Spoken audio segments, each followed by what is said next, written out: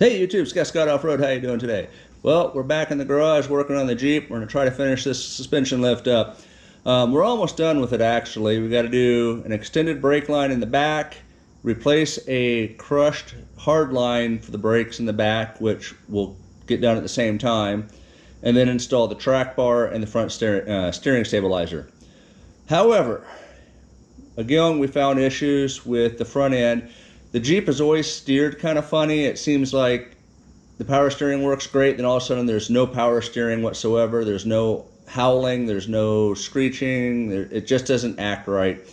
And doing some research, it sounds like it could be a ball joint issue. Well, when we're doing the suspension lift, again, we got to looking at the front end, and the U-joints and the axles are shot, and the ball joints have some spaces in them where they should be real nice and tight.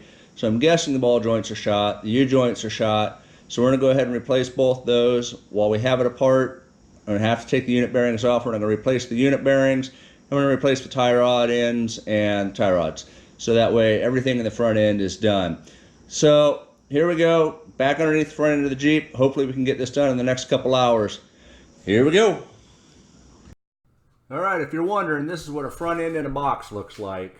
Now we're going to start taking the front end apart. This was a long, tedious process. Fortunately, the auto parts store had the tools we were able to borrow from them or rent from them and then return. That made it a whole lot easier.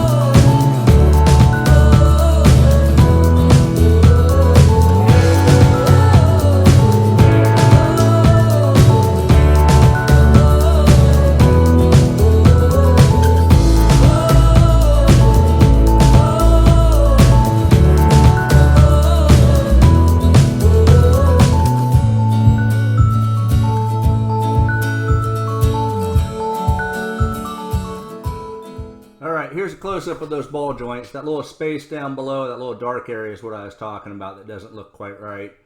No idea when the last time they were serviced. And here in a second, we'll take a closer look at those U-joints. Those were pretty bad. I'm surprised they hadn't broken and fallen off yet. But stand by. I think here pretty quick. Yep, right there you can see them dancing around. That's not good. They're not supposed to do that if you're wondering.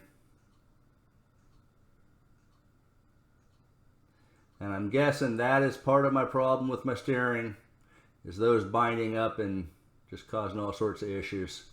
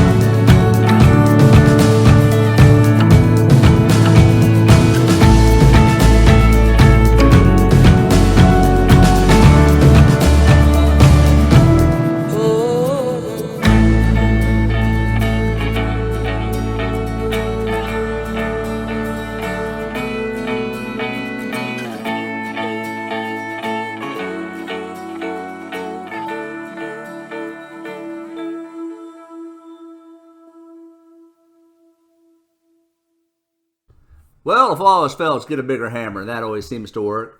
And that's about what it took to get those ball joints out.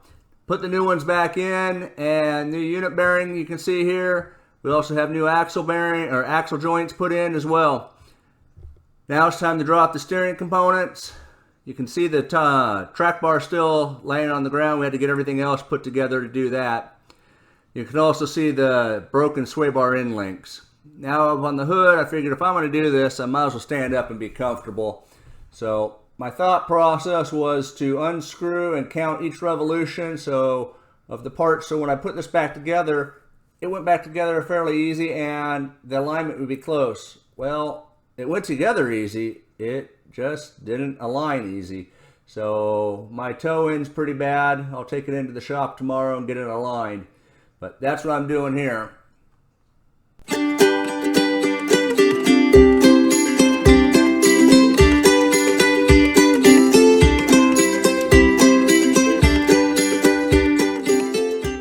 All I'm trying to show you here is the front end with everything in place except for the track bar. Everything's assembled, everything's greased. Matt came over and we aligned the front axle left to right once we set it on the ground, got that bolted in, torqued in, got all the castle nuts with the Carter keys in it, and we're good to go. We got extended brake lines. Replaced this line right here that was crushed, the steel line. New shocks, new rusty springs. We're sitting good. We're going to bleed the brakes tonight. And then all that it will be left on the suspension is setting it down on the tires and centering that axle so we can put the track bar on. So that's where we're at. Getting closer. Everything's greased and ready. Once this is done, we'll be ready to take front bumper off, back bumper, and put the new bumpers on. And if you're wondering about bumpers, that's what those 3 boxes are. Looks a lot better here with the lift in it. We still need to put tires, which will give us another inch and a half of lift. I'll try to get a picture of this sitting next to a bone stock Cherokee, and that way we can have a comparison of before and after. But you remember, you fix the Jeep fixes you. Have a blessed day, y'all.